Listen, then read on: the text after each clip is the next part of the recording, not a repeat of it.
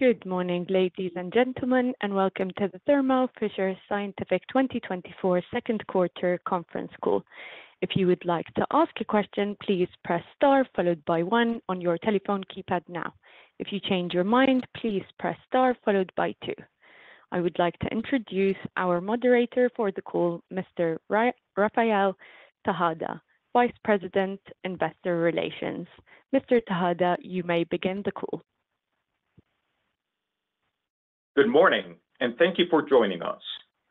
On the call with me today is Marc Casper, our Chairman, President, and Chief Executive Officer, and Stephen Williamson, Senior Vice President and Chief Financial Officer.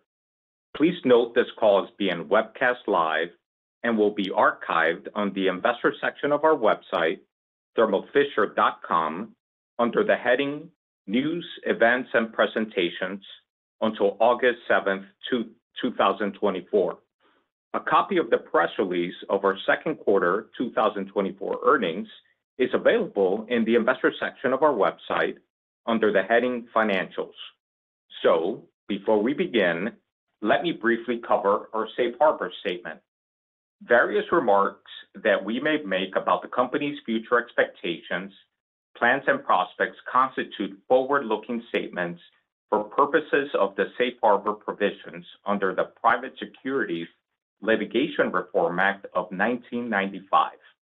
Actual results may differ materially from those indicated by these forward-looking statements as a result of various important factors, including those discussed in the company's most recent annual report on Form 10-K and subsequent quarterly report on Form 10-Q, which are on file with the SEC and available in the investor section of our website under the heading Financials, SEC Filings. While we may elect to update forward-looking statements at some point in the future, we specifically disclaim any obligation to do so, even if our estimates change. Therefore, you should not rely on these forward-looking statements as representing our views as of any date subsequent to today. Also, during this call, we will be referring to certain financial measures not prepared in accordance with generally accepted accounting principles, or GAAP. A reconciliation of these non-GAAP financial measures to the most directly comparable GAAP measures is available in the press release of our second quarter 2024 earnings and also in the investor section of our website under the heading Financials. So with that, I'll now turn the call over to Marc.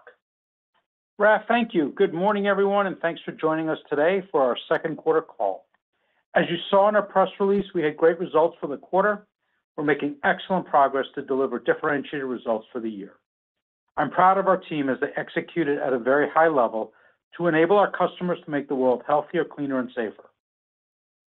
This continued success is a result of our proven growth strategy and our PPI business system. So first, let me recap the financials. Our revenue in the quarter was $10.54 billion. Our adjusted operating income was $2.35 billion. Adjusted operating margin increased in Q2 to 22.3%. And we delivered another quarter of strong adjusted EPS performance, achieving a 4% increase year over year to $5.37 per share. Our performance in the second quarter is allowing us to raise our guidance once again and continues our track record of delivering differentiated results. Turning to our performance by end market, in the second quarter, underlying market conditions played out as we'd expected. Our team's excellent execution drove share gain in the quarter, and we delivered a sequential improvement in growth in all four of our end markets. Let me provide you with some additional context. Starting with pharma and biotech, we declined in the low single digits for the quarter. The vaccine and therapy revenue runoff resulted in a 4-point headwind for this customer segment. Performance in the second quarter was led by our biosciences and clinical research businesses. In academic and government and in industrial and applied, we grew in the low single digits during the quarter. In both these end markets, we delivered strong growth in our electron microscopy business. Finally, in diagnostics and healthcare, we declined in the low single digits. As a reminder, the reported growth in this end market is impacted by the runoff of COVID-19 testing-related revenue. During the quarter, the team delivered good core revenue growth, highlighted by our transplant diagnostic and immunodiagnostics businesses, as well as our healthcare market channel. As I reflect on our performance during the quarter and on a year-to-date basis, I feel very good about the progress we've made at the halfway point of the year. Our end markets are playing out as we expected, and our team's execution has been excellent. I'll now turn to an update on our growth strategy. As a reminder, our strategy consists of 3 pillars: high-impact innovation, our trusted partner status with customers, and our unparalleled commercial engine. Starting with the first pillar, it was a fantastic quarter of innovation as we launched a number of high-impact new products across our businesses. I'll begin with the new technologies we launched at the American Society for Mass Spectrometry Conference, further strengthening our industry-leading position in analytical instruments. At the conference, we introduced the Thermo Scientific Stellar Mass Spectrometer, which extends our leadership in proteomics. The Thermo Scientific Stellar is used to validate biomarker candidates. It offers unprecedented analytical capabilities for targeted quantitation, enabling the insights needed by researchers to advance their work. It's a perfect complement to our groundbreaking Thermo Scientific Orbitrap Astral, used for protein discovery that we launched last year. It was incredibly exciting to hear the customer testimonials sharing the power of the Orbitrap Astral. To date, we've had more than 40 publications that incorporated the impact of this breakthrough, and we're really just getting started. Also at ASMS, we launched 3 new built-for-purpose editions of the Thermo Scientific Orbitrap Ascend Tribrid Mass Spectrometer, tailored to specific applications for multiomics, structural biology, and biopharma. These instruments continue to elevate our industry-leading Thermo Scientific Orbitrap portfolio by offering enhanced speed and sensitivity to detect and characterize the most difficult protein samples, including complex biologics. This quarter, we also launched products to help our customers meet their own sustainability goals. In our bioproduction business, we introduced a first-of-its-kind bio-based film for our single-use technologies. These new bioprocess containers use plant-based material rather than fossil fuel materials to provide lower carbon solutions for the manufacture of biologics. And in our laboratory products business, we launched a new line of Energy Star certified Thermo Scientific TSX Universal Series ULT freezers that deliver industry-leading performance and energy efficiency to help labs meet their sustainability goals. Turning to the highlights of our second and third pillars of our growth strategy, during the quarter, we continue to strengthen our industry-leading commercial engine and the trusted partner status we've earned with our customers. Our customers rely on us to help accelerate their innovation, increase their productivity, and advance their important work. I spent a lot of time connecting with customers to understand their near and long-term priorities so that we can enable their success. As a result of these unique relationships, we continue to advance our capabilities to be an even stronger partner for our customers. Let me give you a couple of examples from the second quarter. We expanded our leading clinical trial supply services with a new ultra-cold facility in Bleiswijk in the Netherlands to offer pharma and biotech customers tailored end-to-end support throughout the clinical supply chain for high-value therapies, including cell and gene therapies, biologics, antibodies, and vaccines. We also opened a state-of-the-art innovation lab at our site in Center Valley, Pennsylvania, to showcase our innovative solutions for global clinical trial supply, including new packaging solutions, real-time tracking and tracing, and enhanced clinical trial setup and planning. In addition, we advanced partnerships and collaborations with our customers during the quarter. Let me give you a couple of examples in the Asia-Pacific region. To support Indonesia's growing investments in healthcare, scientific research, and renewable energy, we further expanded our presence and capabilities in the country. We are collaborating with the National Battery Research Institute to advance battery technology and energy storage, as well as with the Mandaya Hospital Group to help advance stem cell research and cell therapy development. In Singapore, we announced a collaboration with the National University Hospital and Morexis, a local RNA technology company, to develop and clinically validate advanced next-generation sequencing genomic testing solutions specifically made to address the needs of the Southeast Asian population. So another strong quarter of executing our growth strategy. Let me now turn to our PPI business system, which enabled excellent execution during the quarter. PPI engages and empowers all of our colleagues to find a better way every day. During the quarter, I had the opportunity to see the PPI efforts to further improve manufacturing of our lab equipment products, and I came away incredibly impressed with the progress to drive operational efficiency in this business.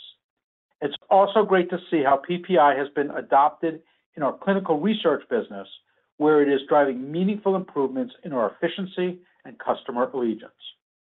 Ultimately, you see the positive impact of our PPI business system in our Q2 results, reflected in strong profitability and cash flow that we delivered in the quarter.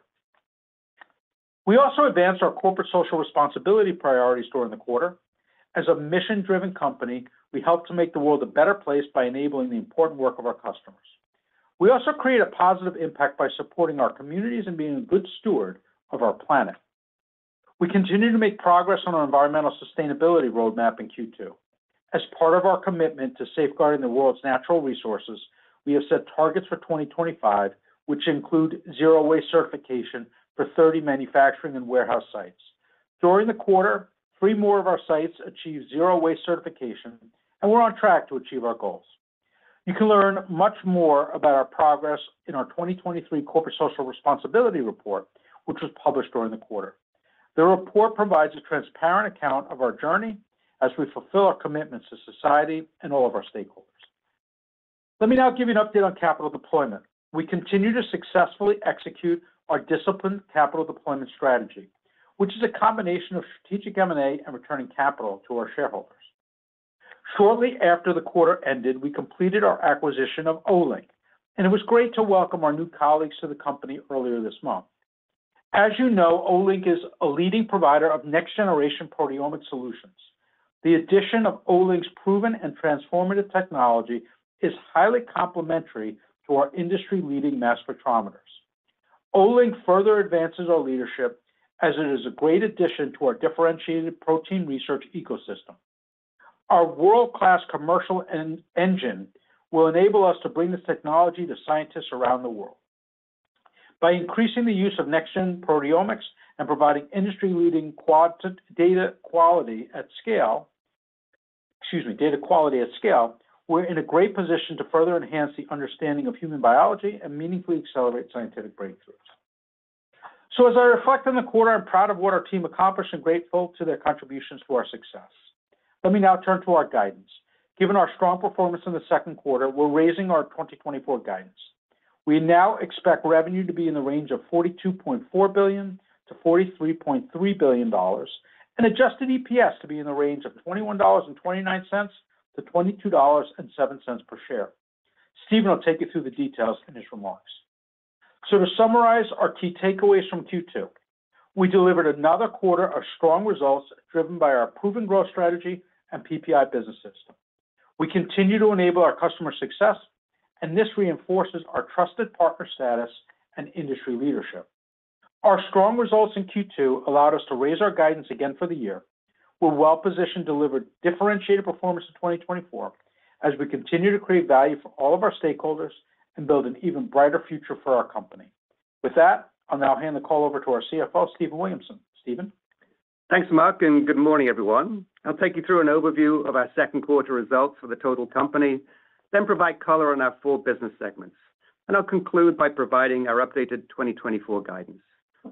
Before I get into the details of our financial performance, let me provide you with a high-level view on how the second quarter played out versus our expectations at the time of our last earnings call. As Mark mentioned, in the quarter, market conditions were as we'd expected. We had another quarter of excellent execution, and this enabled us to deliver Q2 financials ahead of what we'd assumed in our prior guidance. Starting with the top line, core organic revenue growth was a little over 0.5 percentage point ahead of what we'd assumed in the prior guide for Q2. That translates to approximately $60 million of revenue, which is partially offset by slightly higher FX revenue headwind. Turning to the bottom line, adjusted EPS was 25 cents ahead of what we'd assumed in the prior guide for Q2. $0.08 was from strong operational performance, $0.06 was from favorable FX and timing of discrete tax planning benefits within the year, and $0.11 was from lower net interest expense. In my prior guidance, I took a prudent approach to the Olink transaction from a financing cost standpoint. We're also executing well on free cash flow generation. Year-to-date free cash flow is 68% higher than the same period last year. So we're continuing to deliver strong performance, and we're well positioned at the halfway point of the year. Let me now provide you with some additional details on Q2. Beginning with the earnings per share. In the quarter, adjusted EPS grew by 4% to $5.37. GAAP EPS in the quarter was $4.04, up 15% from Q2 last year. On the top line, in Q2, reported revenue was 1% lower year over year. The components of our Q2 reported revenue change included 1% lower organic revenue, a 1% headwind from foreign exchange, and a slight contribution from acquisitions. We delivered another strong sequential improvement in core organic revenue growth this quarter. And in Q2, core organic revenue growth rounded up to flat on a year-over-year basis. In the quarter, pandemic-related revenue was approximately $115 million. This was mainly from vaccines and therapies. This represents a 3% headwind to organic revenue growth. Turning to our organic revenue performance by geography, in Q2, North America declined mid-single digits, Europe grew low single digits, and Asia Pacific grew mid-single digits, which includes China, which also grew mid-single digits. With respect to our operational performance, we delivered $2.3 billion of adjusted operating income in the quarter, and adjusted operating margin was 22.3%, 10 basis points higher than Q2 last year and 30 basis points higher than Q1 2024. Total company adjusted gross margin in the quarter came in at 42.1%, 110 basis points higher than Q2 last year. In the quarter, we continued to deliver very strong productivity, reflecting our continued focus on cost management, as well as the carryover benefit from the cost actions put in place last year. This enabled us to more than offset the impact of lower volumes while appropriately funding investments to further advance our industry leadership. Moving on to the details of the P&L, adjusted SG&A in the quarter was 16.6% of revenue. Total R&D expense was $340 million in Q2, reflecting our ongoing investments in high-impact innovation. R&D as a percent of our manufacturing revenue was 7.1% in the quarter.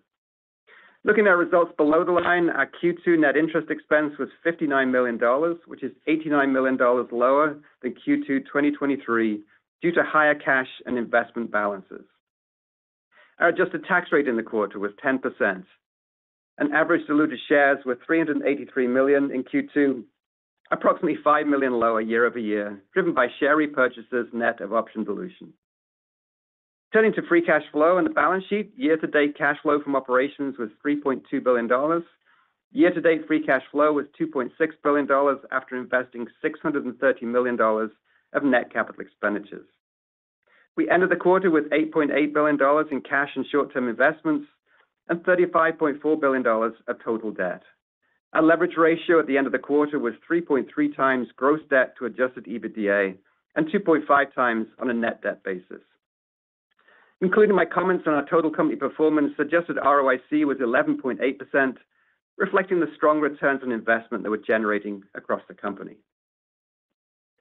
Now provide some color on our performance of our four business segments, starting with Life Sciences Solutions. Q2 reported revenue in this segment declined 4%, and organic revenue was 3% lower than the prior year quarter. Growth in this segment was led by our biosciences business.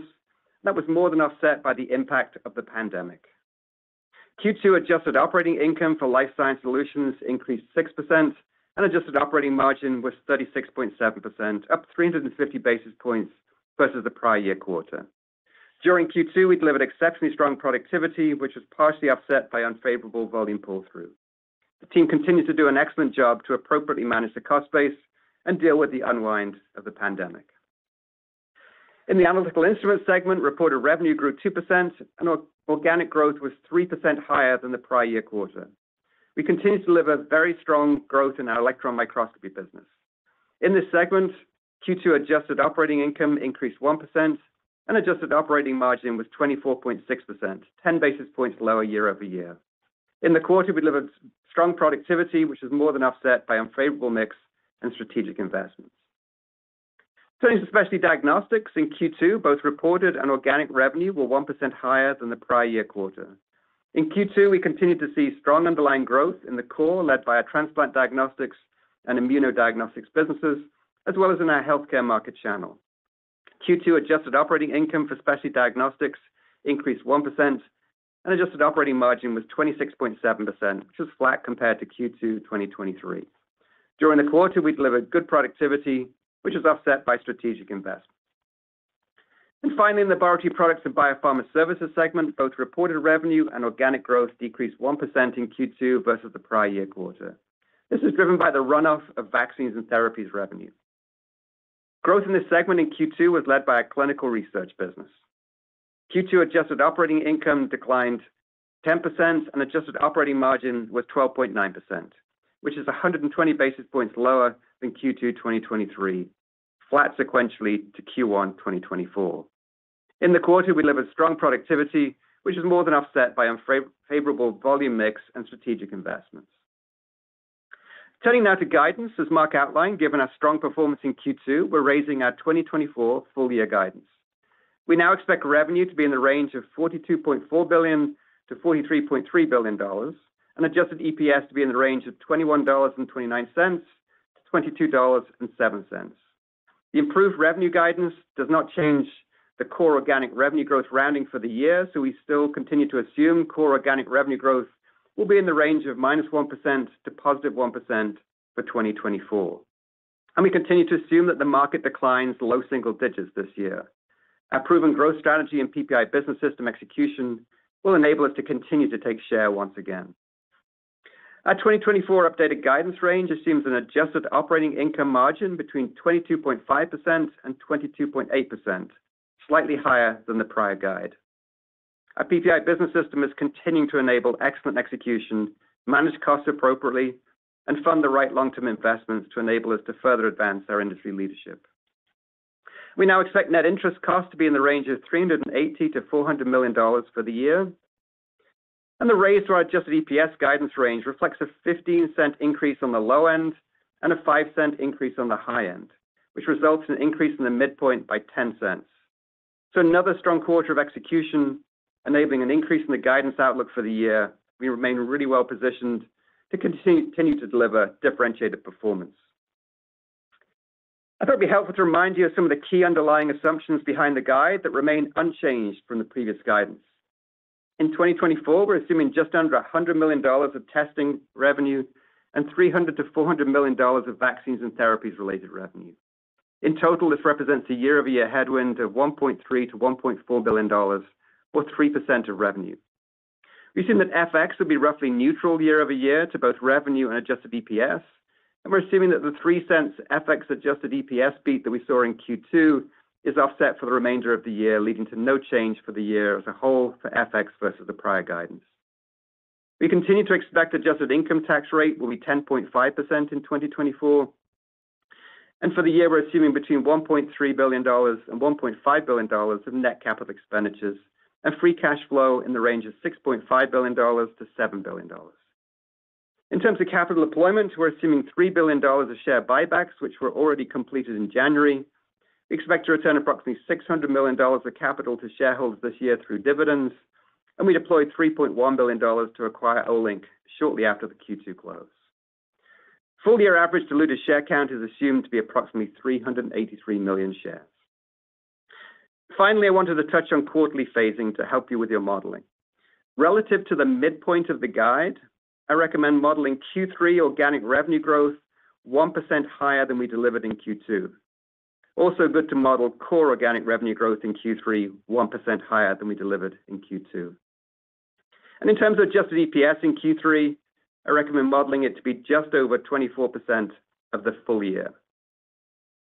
So to conclude, we continue to deliver on our commitments. And at the halfway point, we're in a great position to deliver differentiated performance for all our stakeholders in 2020. With that, I'll turn the call back over to Raf. Operator, we're ready for the Q&A portion of the call. Thank you. If you would like to ask a question, please press star followed by one on your telephone keypad now.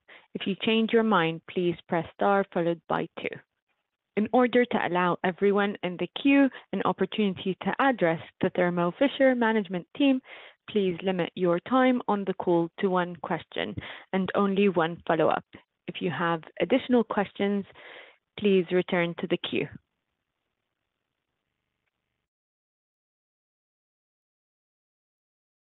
Our first question is from Michael Ryskin with Bank of America. Michael, your line is now open. Please go ahead. Great. Thanks for taking the questions, guys. Congrats on the quarter. Mark, a high-level one for you to start off, maybe. At our Vegas Healthcare Conference in May, you made some initial comments about 2025 market expectations. I think you said that you expect the tools market next year would be just below the 4 to 6 level it has historically been. Just given the way the year is playing out, how you're exiting 2024, entering 2025. It's been a couple of months since then. You've got hopefully a clearer view of how 24 is going to play out. So given where you sit now, do you have more confidence in that 2025 market assumption and maybe how Thermo can deliver differentiated performance above that? Mike, thanks for the question. It was a pleasure to be with you earlier in the quarter. So let me start actually one level up. Just kind of just frame a few of my general thoughts, and I'll talk about 2025. So when I think about Q2, team executed really well. Really good financial performance. It was ahead of our expectations. It allowed us to raise our guidance. The other aspect of the performance is the actual performance as opposed to relative to expectations. Clearly very differentiated and very strong. It was good to see that core has now, elevated to it's now flat, which is great. 4% adjusted EPS growth and expansion of margins. So I feel very good about the performance. And when I think about the market, they were in line with our expectations. So it's good to see the visibility that we've enjoyed for decades, as returned in terms of how the market's playing out. And, when I think about our own performance within the markets, it was good to see that all 4 of our markets, we had sequential improvement in our growth across all 4. So really, very positive development. PPI business system is really delivering outstanding impact and ultimately feel good about the performance. Capital deployment has been active and good. We've deployed over $6 billion of capital through the first half of the year, half of it on return of capital and half of it on a very exciting acquisition of Olink. And we're very well positioned at this point to deliver strong results. When I think about 2025, I think the way I would just think about it is we're going to give you that in January of 2025 when we have the benefit of the year behind us, and we're focused on delivering a great year. We'll be able to give you a view of not only our performance, but how we saw the underlying market conditions. The year's progressing as we expected. So we expect that the market will continue to improve modestly in the back half of the year, each quarter being a little better than the quarter before, and that our performance will also continue to step up, and that will give us momentum going into 25. And the details we'll give you in a few months' time.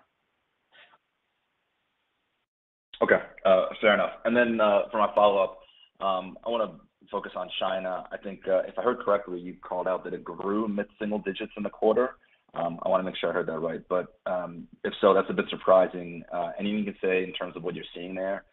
Is that also ahead of your expectations? And is this just a temporary bump in the quarter or something, one-timey, or are you seeing some real traction here and you think that can continue into your end? Thanks. Yeah, your hearing is excellent. So yes, we delivered mid-single-digit growth in the quarter. Team did a nice job, really good execution. Comparison was relatively easy in the quarter. So, and I would still characterize the conditions as muted in terms of the environment, but a nice job by the team to deliver, a very solid Q2 result. Thanks, Mike.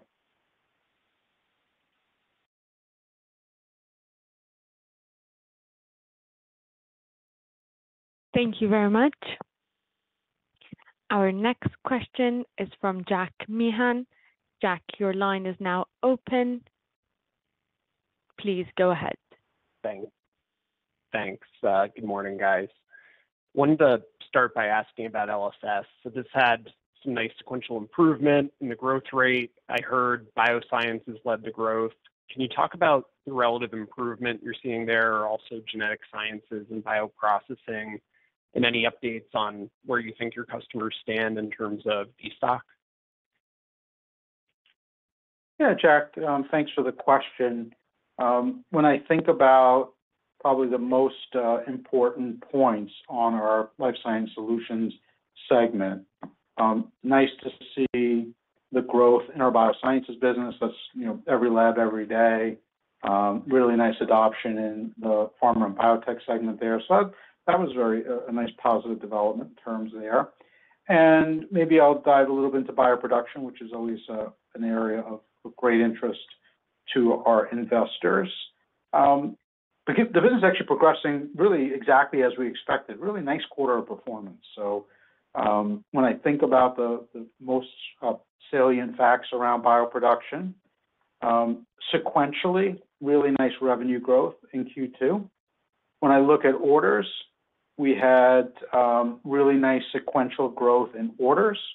We had year-over-year growth in orders, and we had a favorable book-to-bill. So progressing well. And when I look at others that have reported, I feel very good about our performance. So when I think about the Life Science Solutions segment, those are two of the drivers. And then you've seen some announcements in the previous few months about important companion diagnostics. Our clinical sequencing business is doing quite well. So, Jack, thanks for the question on LSS.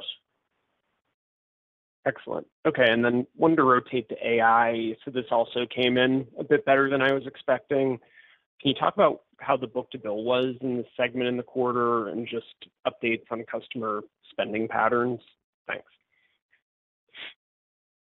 Yeah, so when I think about Analytical Instruments, it was nice to see the 3% growth in the quarter, and very positive. I would say the market conditions are also playing out pretty much as we expected. They're not at the normal levels yet. And we certainly see the impact of the muted conditions in China. We have really excellent momentum in those differentiated products that we have, where innovation matters.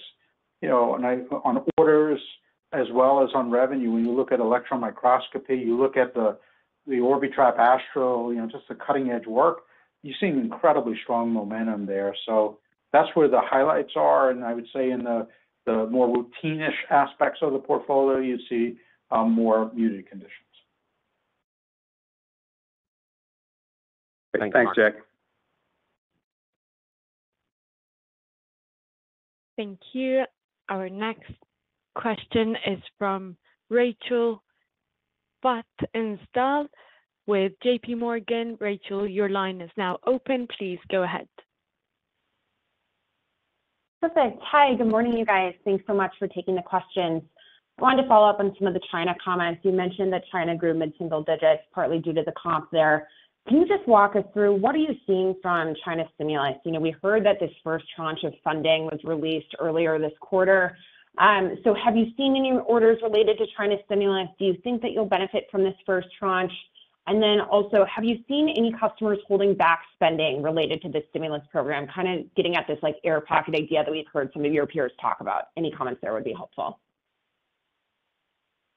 Rachel, thanks for the question. It's an important question. So let me start at the sort of high level and then get down to the stimulus and then try to have as much transparency as I possibly can. First of all, I think the world was surprised at how weak China was economically as this year unfolded. The stimulus programs announced early in the year was a sign that the government wanted to get the economy going, which is a good thing, right, in terms of sort of what is the macro backdrop in terms of a tough economic environment. When I think about stimulus in our industry and what we're seeing, tremendous amount of activity with our customers, actually to help them with figuring out what to apply for. And so we know there's quite a bit of interest in our products from a stimulus perspective, and we're helping our customers in that process. When I think about how do I expect it to play out, my expectation is that it's largely going to show up in revenue in 2025 and likely to have some small effect in the fourth quarter of 2024 as well. I did ask the question about an air pocket to the team, and I'm actually heading off to China in a couple of weeks' time, so I'm looking forward to that. Our team didn't highlight any air pocket or anything like that. They said kind of, muted conditions, and customers are working on looking at, the investments associated with the additional government funding. So we didn't see any pauses in the activity, and I'm proud of the team's mid-single-digit growth in the quarter. Great. And then just as my follow-up here, on the CRO, you called out clinical research as an outperformer this quarter that drove some of the growth. So we've seen a few volatile prints from your peers. So could you walk us through what have you seen from an RFP standpoint and book-to-bill in the quarter for PPD? And then have we turned the quarter on emerging biotech funding, and kind of how is that flowing through the model as well? Thanks. Yes. So Rachel, team's doing a really nice job executing very well in our clinical research business. And, when I think about our performance, we delivered positive, organic revenue growth, despite a really substantial headwind from the runoff of vaccines and therapies in that activity. So team's doing a nice job. Commercial execution was very strong in the quarter, right? And, customers value our capabilities. And when I sort of went under the details of the commercial performance and looked at some of the underlying trends, it was very clear that in Q2, we really did see some of the biotech funding activity that we talked about as a green shoot in Q1 that would give us confidence that the year in aggregate across our business would be improving from a market perspective.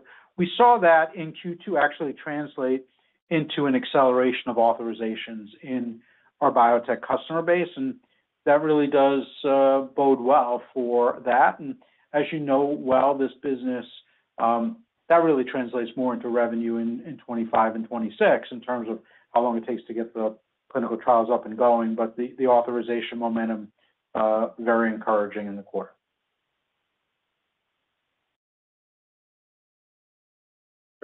Thank you, Rachel. Thank you. The next question is from Doug Schenkel with Wolfe Research. Doug, your line is now open. Please go ahead. Okay, thank you, and good morning, everybody. Mark, Morning, Doug. when we look at two-year stacks and calculate CAGRs going back pre-pandemic, it seems like most business lines within Thermo continue to trend positively. I think your commentary is consistent with that on the call this morning. With that in mind, I think one of the key questions is, what's going to be the pace of improvement from here?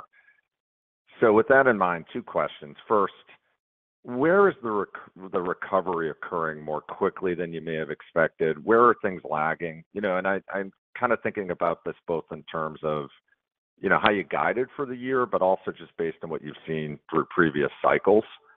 So that's one question. And then the second would be just keeping in mind your assumption that this market grows 4 to 6% on a normalized basis.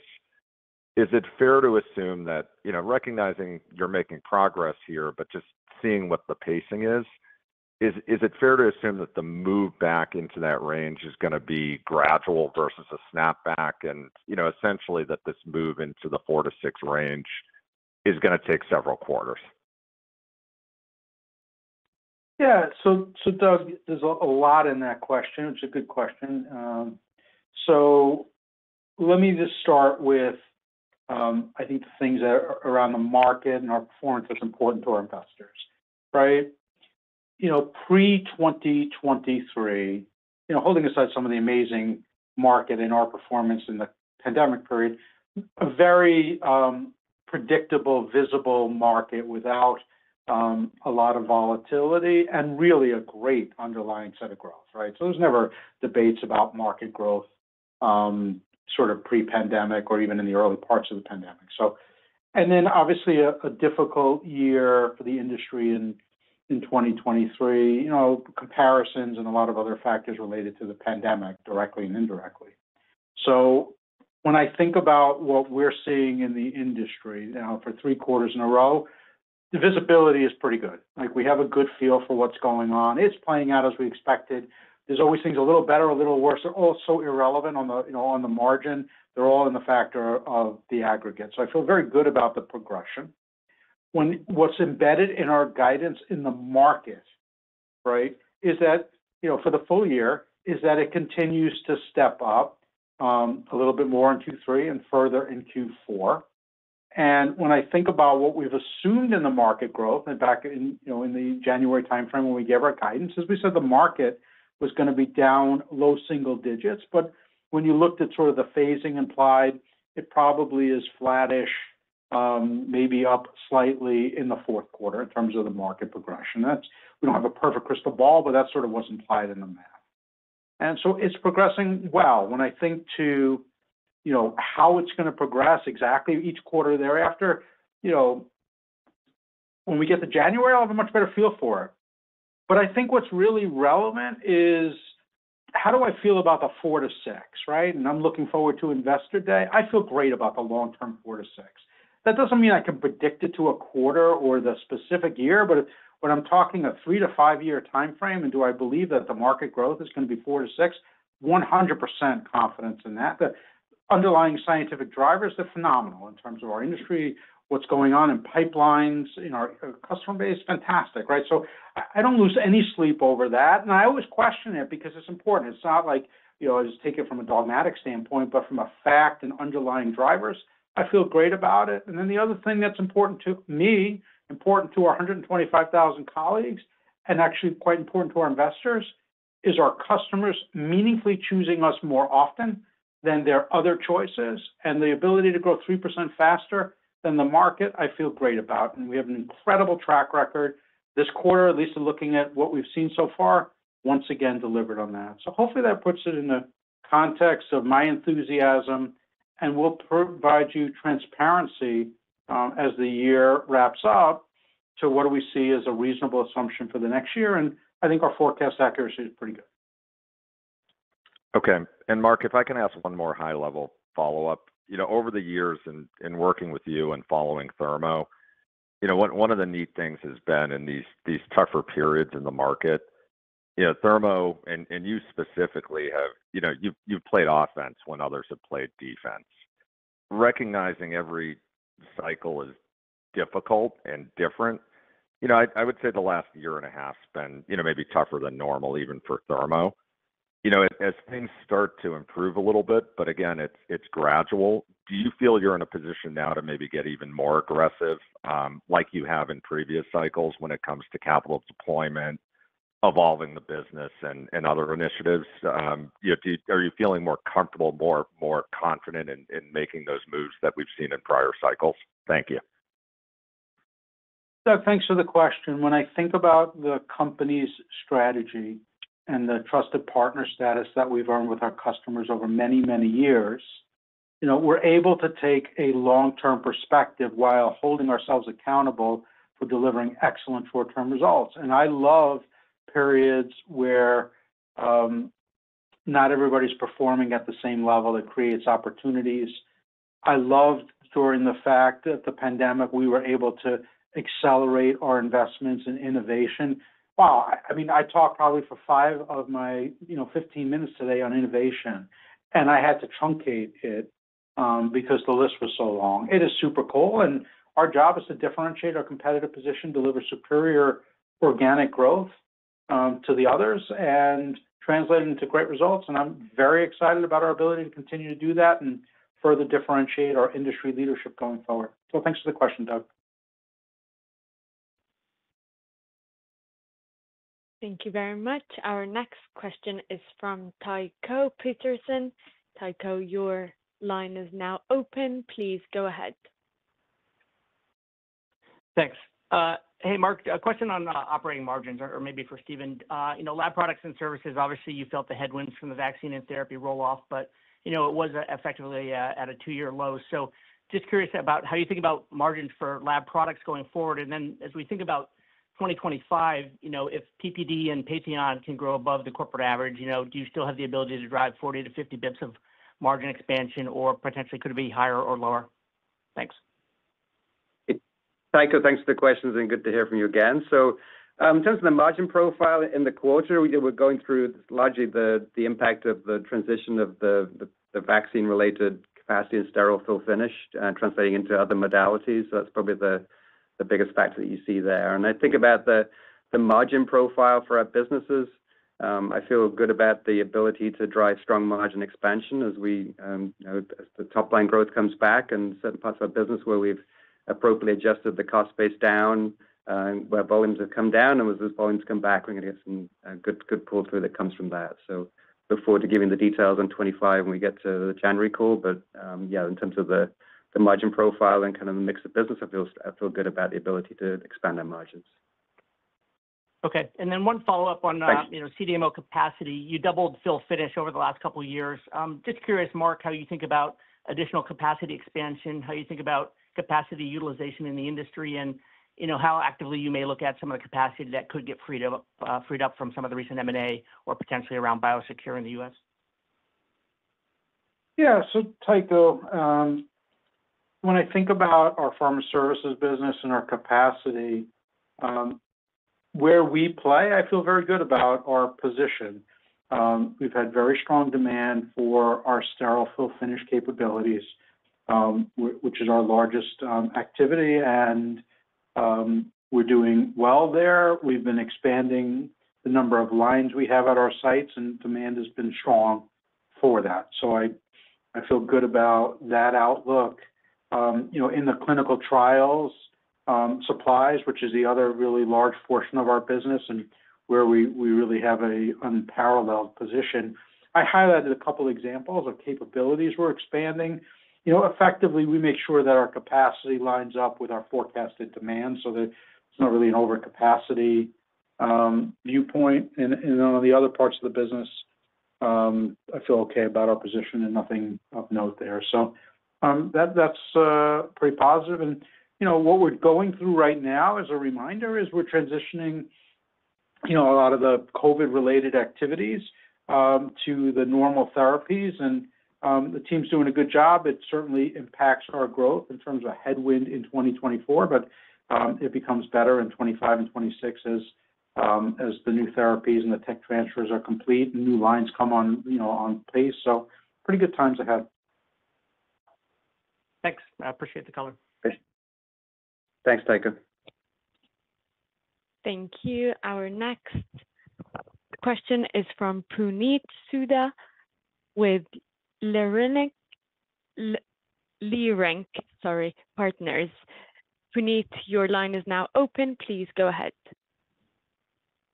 Hi, thanks, Mark and Stephen. Thanks for taking the question. So, Mark, a higher level question for you, maybe with your when you have the C-suite conversation with therapeutics teams out there, what are you seeing and hearing from your larger biopharma customers and maybe to some extent this mid-cap ones as well versus the smaller and earlier stage customers? How much of a divergence are you seeing within these groups, and when can that divergence narrow? Yeah. So, Puneet, thanks for the question. So when I think about the things that jump out to me, the patterns, if you will, and I see lots of customers, and I'm looking forward to being back on the road tomorrow. Seeing our customers is a great thing. In our larger customers, and these would be the companies with many products that are both commercial and in their pipeline, you're seeing a few things. One, they're focused on resiliency of their supply chain. So where maybe historically pre-pandemic they would have had single site in-house manufacturing, you're seeing much more of the second site leveraging our capabilities, and that's great, right? In terms of just making sure that they can meet their customer demand, if you will, for medicines. You're also seeing the desire for how do we help them be more innovative and productive, and you basically fund all of the exciting things in their pipeline by just helping them really prioritize the most important work and do that in the most effective way. So it's really about helping them do more to maximize the impact of what's in their pipeline. When I think about the smaller customers, because we had gone through a period in 2023 where funding was challenged, right? A lot of the tone was around how do they get through the period. When I think about the first 6 months of dialogue, much higher confidence, right? Funding is happening, but also the confidence that funding will be available really at a very different spot. And you're seeing that really translate into, the earliest, indicators of that, which is authorizations of new clinical trials and new activity. But I would expect that would sort of flow through the rest of the types of work we do, as the year continues to unfold and as we get into 25. So I think that's, a very positive development. Okay, great. And just a follow-up for Stephen, on the EPS beat, it was about 25 cents at the midpoint, but you raised the guide only by 10 cents. So just wondering how much of that is a reflection of the end market versus what's within your control in terms of cost management, or is there anything specific that you would point out to? Yeah, so 6 cents of the beating in Q2 is really timing related. When I think about the FX rates and kind of the outlook for the rest of the year, 3 cents of that 6 cents is going to be offset in the second half. And then from a tax standpoint, we're not assuming the change in the overall rate for the year, so that's timing with that. So that 6 cents is good beat in Q2, but it's net neutral for the year as a whole. And then with the rest, we've raised the low end 15 cents and we raised the high end 5 cents. And I think that's a strong raise at this point. I think it's appropriate and enables us to be better positioned for the second half of the year. And I wouldn't really read anything else into that. I think that's just appropriate at this point. Got it. Thanks. Okay, Great. thank you. And operator, we have time for one more question. Yeah, our next question is from Dan Arias with Stifel. Dan, your line is now open. Please go ahead. Morning, guys. Thank you. Mark, where do you think the academic markets are headed here? Some mixed data points there. NIH budget isn't particularly robust this year. So curious what expectations we should have for the second half and then into the next cycle. Yeah, I was encouraged with what I saw in, academic and government in Q2. We had low single-digit growth, relatively challenging comparison. So those teams did a good job. What I'm seeing is on the high-end differentiated products, customers are getting money. I mean, if I think through, customers get money for the really great innovation, and given our track record on innovation, we're seeing strong demand for the Orbitrap Astral, and I know that there's a lot of excitement around the Thermo Scientific Stellar mass spectrometer and the Eclipse series. These are really or Sense series. These are really, really positive developments, and so I think it's good. I always think long term, academic and government globally, is kind of a low single-digit growth market, sometimes a little better than that. And for our performance is playing out in line with that right now. Okay. And then if I could just have to follow up on your comments on China stimulus and the ability to see money get spent there, do you see that as primarily just a function of time? Customers need time to have it flow and get to them, or are there sort of discrete triggers and specific things that need to happen in order to have demand actually make its way to you? Thanks.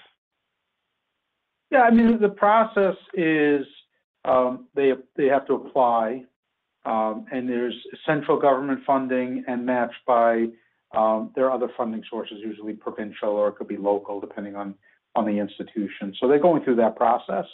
As it gets approved, they then have the ability to go out and place the order. So that's the view. I think because these institutions are funded by the government at all times, whether it's stimulus or not, I think they have a mechanism to understand what's likely to happen. So this is not giant mystery to them. I think they're working through it, and it's kind of normal from that perspective. And what we're doing is reminding them of the importance of the important instrumentation that we've launched and the relevance of it so that they prioritize their funding requests to support our instrumentation.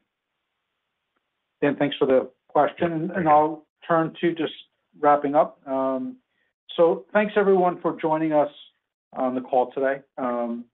Pleased to deliver another strong quarter, well positioned to deliver differentiated performance as we continue to create value for all of our stakeholders, and we'll build an even brighter future for our company. We're looking forward to talking about that bright future at our upcoming Investor Day on September 19th in New York, and updating you on our third quarter performance in October. As always, thank you for your support of Thermo Fisher Scientific. Thank you very much. This concludes today's call. You may now disconnect your lines.